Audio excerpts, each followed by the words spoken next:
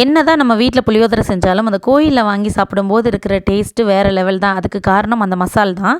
ஆனா, அம்மா வந்து இந்த மசாலா வந்து திடீர்னு வந்து ஆர்டர்னால ப்ரிப்பேர் பண்ண முடியல. இன்ஸ்டன்ட்டா ப்ரிப்பேர் பண்ணியிருந்தாங்க. வாங்க எப்படி செய்யுதுன்னு பார்த்துடலாம். அதுக்கு கடாயில நல்லெண்ணெய் சேர்த்துக்கிட்டாங்க. நல்லா காஞ்சதும் கடுகு போட்டு பொரிய விட்டாச்சு. கடுகு நல்லா பொரிஞ்சு வரும்போது கழுவி வச்சிருந்த கருவேப்பிலையும் அதில போட்டுட்டாங்க. இப்போ ஸ்டவ்வை சிம்மில் போட்டுட்டு வரமிளகாவை அப்படியே எடுத்து அதில் கொட்டிட்டாங்க. வரமிளகா வந்து நிறம் மாறாமல் பார்த்துக்க சொன்னாங்க. ஸோ அந்தளவுக்கு வந்து கலந்து விட்டதுக்கப்புறமா நிறைய மசால் வந்து வீட்டிலேயே இன்ஸ்டண்ட்டாக டக்குன்னு மிக்சியில் கொஞ்சம் கொஞ்சமாக அரைச்சாங்க. என்னென்னு பார்த்தீங்கன்னா கடலைப்பருப்பு வறுத்து அரைச்சி வச்சுக்கிட்டாங்க. பெருங்காயத்தையும் வறுத்து அரைச்சாச்சு. தேவையான மஞ்சள் தூள் எடுத்து வச்சுக்கிட்டாங்க.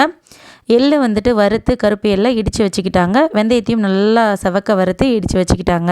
இப்போ இது எல்லாத்தையும் போட்டுட்டு கூடவே மல்லித்தூள் மிளகாய்த்தூள் சேர்த்து தான் செஞ்சாங்க. டேஸ்ட் எந்த விதத்துலையும் டிஃப்ரென்ஸ் இல்லைங்க. இதுக்கு முன்னாடி ப்ரிப்பேர் பண்ண கொஞ்சோன்னு புளியோதரை மசாலா. இப்போ நம்ம போட்ட எல்லாமே வறுத்து ஒன்றா இடித்து வச்சுருக்குது அந்த மசாலா. இப்போ பாருங்கள் மல்லித்தூள் போட்டுட்டாங்க. இது அவங்க ஒரு சிப் அரிசிக்கு செஞ்சதுனால இப்படி தாராளமாக போடுறாங்க. நீங்கள் வீட்டுக்கு செய்யும்போது அளவாக செஞ்சுக்கோங்க. ஒரு ஆர்டரு நம்ம வந்து கொடுக்குறாங்க, உணவு செய்கிறதுக்காக கொடுக்குறாங்க அப்படின்னா அதில் எவ்வளோ சேலஞ்சான விஷயம் இருக்குன்றதை நான் நின்று பார்க்கும்போது தான் தெரிஞ்சுக்கிட்டேன். ஏன்னா நான் இதுக்கு முன்னாடி ரொம்பலாம் அம்மா கூட சேர்ந்து இந்த வேலையெல்லாம் செஞ்சதில்லை. ஸோ அதை பார்க்கும்போது எனக்கே பிரமிப்பாக இருந்தது. 2 பேராக அதை சுத்தமாக செய்கிற அந்த விதம் வந்து ரொம்பவே பிடிச்சிருந்தது.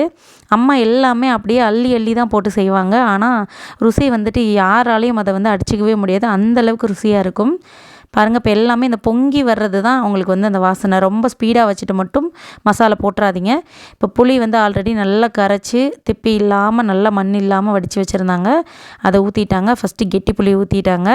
திரும்ப ஒரு பக்கம் புளியை வந்து கொதிக்க வச்சுருந்தாங்க. ஏன்னா திடீர்னு வந்த ஆர்டர் அப்படின்றதுனால ஒரு பக்கம் ஆளுக்கு ஒரு வேலையாக மாற்றி மாற்றி செஞ்சுட்டு இருந்தாங்க. இப்போ லாஸ்ட்டாக இந்த கருவேப்பிலை நல்லா ஃப்ரெஷ்னஸ் வாசனை கொடுக்கணுன்றதுக்காண்டி அதையும் போட்டு எண்ணெய் பிரிய விட்டுட்டாங்க. ரொம்ப நேரத்துக்கு இந்த மாதிரி அடிக்கடி கிண்டி விட்டுட்டே இருந்தாங்க.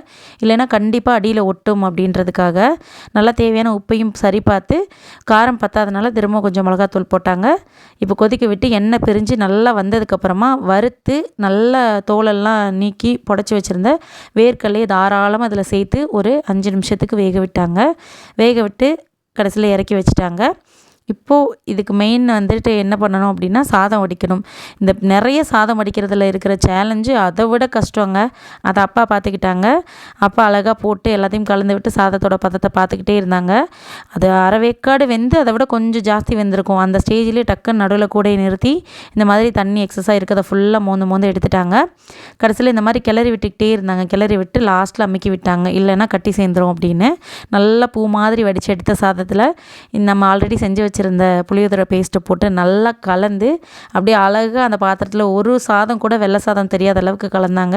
இதுக்கெல்லாம் ஒரு திறமை வேணுங்க. அப்பாவுக்கு பயங்கர கால் வலி இருந்தால் கூட ஆர்டர்னு வந்துட்டால் சும்மா களை இறங்கி சூப்பராக செஞ்சிடுறாங்க. ரொம்பவே டேஸ்ட்டாக இருந்தது. திடீர்னு வந்த கோயில் ஆர்டரை வந்துட்டு ரொம்பவே சக்ஸஸ்ஃபுல்லாக அருமையாக செஞ்சு முடிச்சிட்டாங்க.